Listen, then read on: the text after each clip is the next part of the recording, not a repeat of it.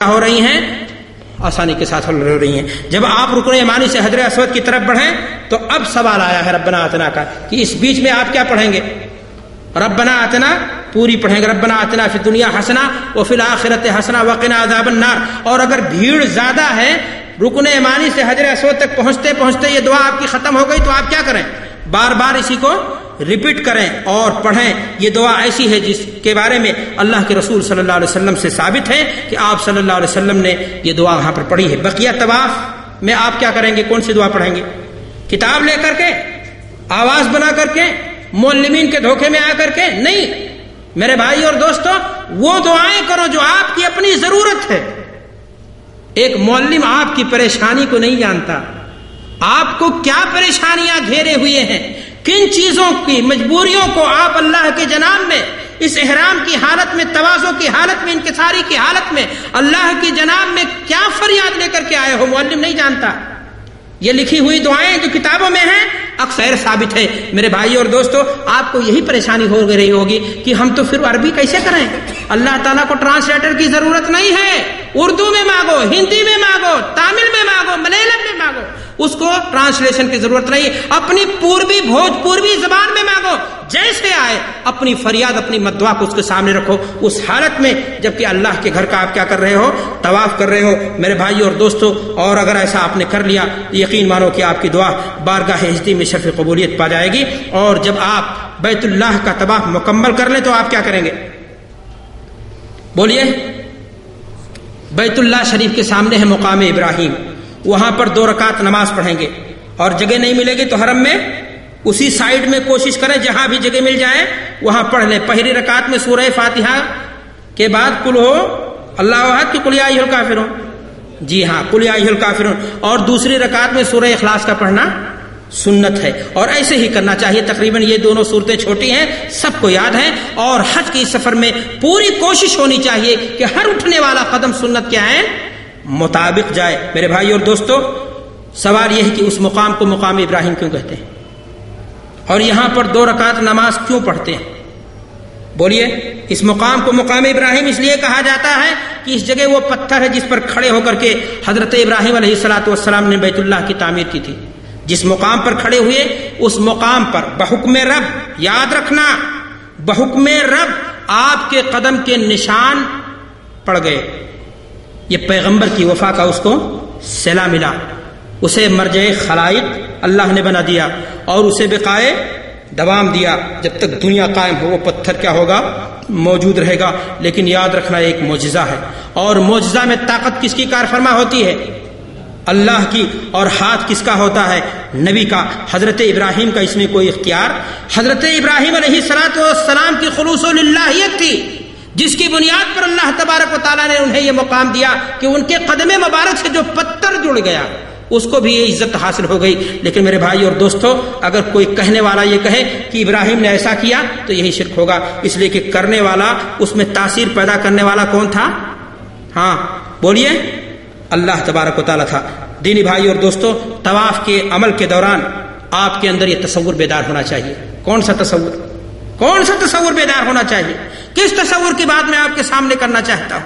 میرے بھائیوں، جس گھر کے ارد گرد آپ گھوم رہے ہیں، جس کو آپ بیت اللہ کہتے ہیں، وہ محض ایک عبادت گاہ نہیں جسے کسی مسجد کی شکل میں بنا دیا گیا ہے، بلکہ یہ وہ مرکز تبلیغ ہے، وہ مرکز اشاعت ہے جس کی بنیاد بحکم رب اللہ کے 2 محبوب پیغمبروں نے کی تھی. یہ رب العالمین کا وہ گھر ہے جس کی طرف دنیا کے سارے لوگ رخ کر کے نماز پڑھتے ہیں. اس گھر کے متعلق رب کریم کا ارشاد ہے وَمَن يُرِدْ فِيهِ بِإِلْحَادٍ نُذِقْهُ مِنْ عَذَابٍ أَلِيمٍ. جو بھی شخص اس گھر کے اندر راستے سے ہٹ کر ظلم کا راستہ اپنائے گا، شرک کو بڑھاوا دے گا یا کسی کے ساتھ زیادتی کرنے کی کوشش کرے گا، اس کے بارے میں اللہ نے فرمایا ہے نُذِقْهُ مِنْ عَذَابٍ أَلِيمٍ. اسے ہم دردناک عذاب سے کیا کر دیں گے؟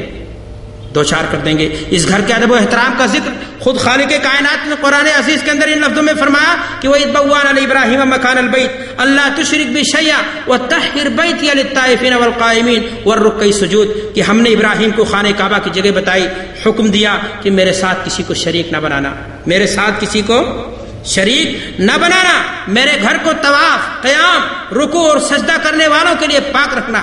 غور کیجئے میرے بھائیوں، قرآن عزیز کے اندر شرک سے بچنے کی تلقین کس ہستی کو کی جا رہی ہے؟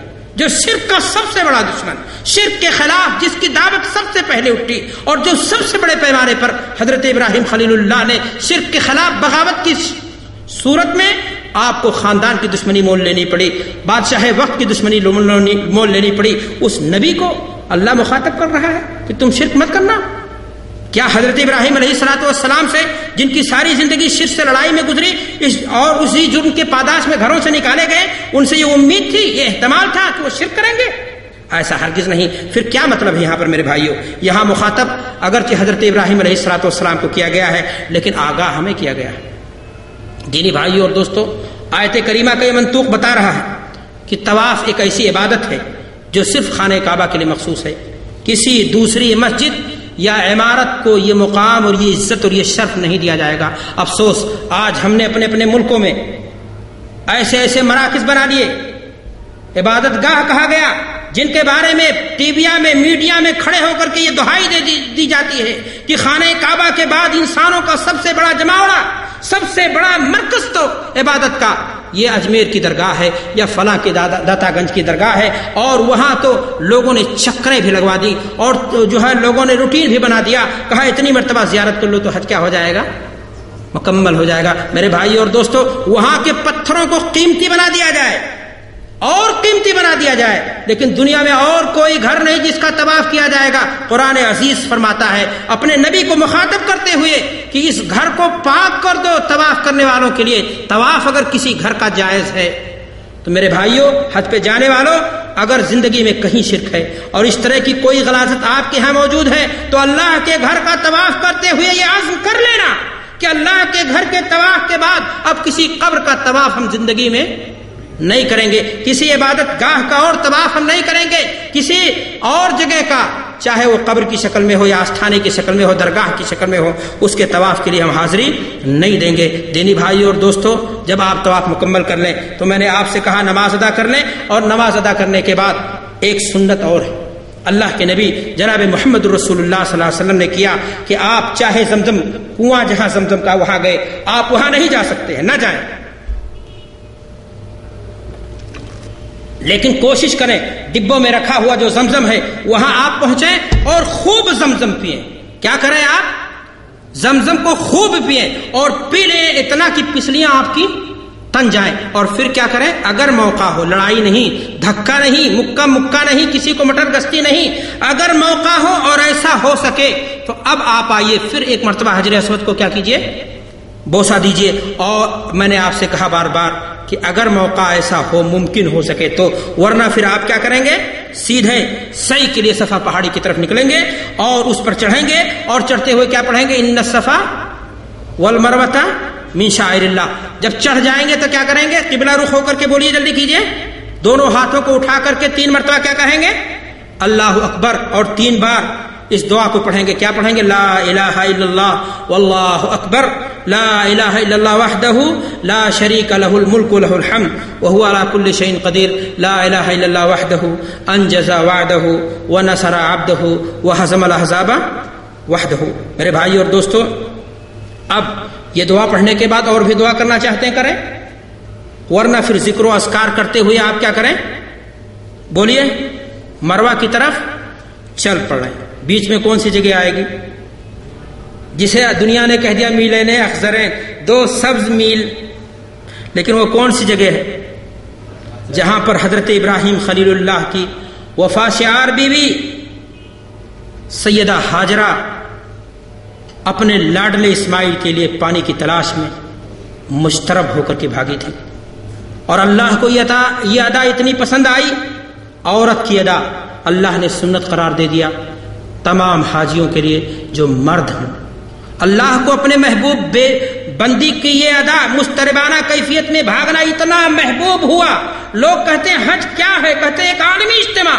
اگر کہا جائے کہ حج نام ہے چند اداؤں کا، چند وفاؤں کا، چند دعاؤں کا، تو میرے خیال سے برا نہیں ہوگا۔ میرے بھائی اور دوستو، یہ ادائیں اللہ کو اتنی بھا گئیں، وہ مستربانہ کیفیت، بچے کو چھوڑ کر کے یہ ڈر بھی لگا ہے کہ کوئی درندہ نہ آئے اٹھا لے، وہ مستربانہ کیفیت جو حضرت حاجرہ کی تھی، جب آپ میرے بھائی اور دوستوں وہاں دوڑ رہے ہوں تو وہی کیفیت آپ کو بھی پیدا کرنی چاہیے۔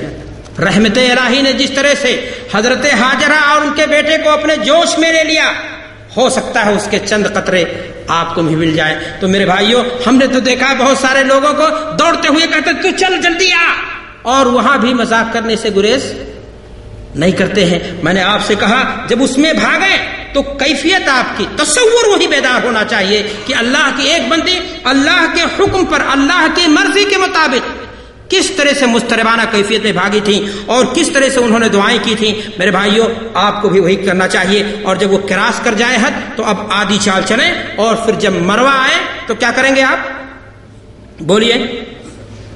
اس پر بھی چڑھیں گے اور وہاں بھی وہی دعا پڑھیں گے جو صفا پہاڑی پر پڑھی گئی تھی، اور اس کے بعد یاد رکھیں اس بات کو کہ جانا ایک چکر ہے، آنا ایک چکر ہے، ورنہ 14 چکر لگا دیں گے۔ اچھے پڑھے لکھے لوگ بھی کیا کر دیتے ہیں؟ غلطی کر دیتے ہیں۔ صحیح سے فراغت کے بعد میرے بھائی اور دوستو، اگر آپ کا ارادہ عمرہ کرنے کا تھا، آپ کا احرام عمرے کا تھا، تو آپ کیا کریں گے؟ حلق یا قصر کر کے احرام کھول دیں گے، اور اگر قارن تھے یا مفرد تھے تو کیسی صورت میں کیا کریں گے؟ احرام میں باقی رہیں گے، اور صحیح اور حجامت سے فارغ ہونے کے بعد آپ پھر کیا کریں گے؟ پھر اللہ کے رسول کی سنت ہے، آپ نے سکم شیر ہو کر کے پانی پیا، اور آپ بھی پیجئے، اتنا پیجئے کہ پسلیاں آپ کی تن جائیں۔ اور اس پانی کو میں آپ سے کہنا چاہتا ہوں کہ اللہ نے بڑا مبارک بنایا ہے، اس کو غذا بھی بنایا ہے، اس کو علاج بھی بنایا ہے، اس کو جس مقصد کے لیے پیو گے اللہ تبارک و تعالیٰ وہ مقصد آپ کا پورا کر دے گا۔ اللہ کے رسول صلی اللہ علیہ وسلم ارشاد فرماتے ہیں، ماء زمزم مبارکۃ، ماء زمزم مبارکۃ انہا طعام طعم و شفاء سقم، زمزم برکت والا ہے، بھوکوں کے لیے کھانا ہے، بیماری کے لیے شفا ہے۔ تو میرے بھائی اور دوستو، آپ کو بھی پانی اسی نیت سے، اگر آپ کو کوئی بیماری ہے، آپ نے بڑا سارا علاج کرا لیا، بڑا پیسہ خرچہ کر دیا، بڑا آپ کو پتھری ہے، ایک مرتبہ تجربہ کر کے دیکھو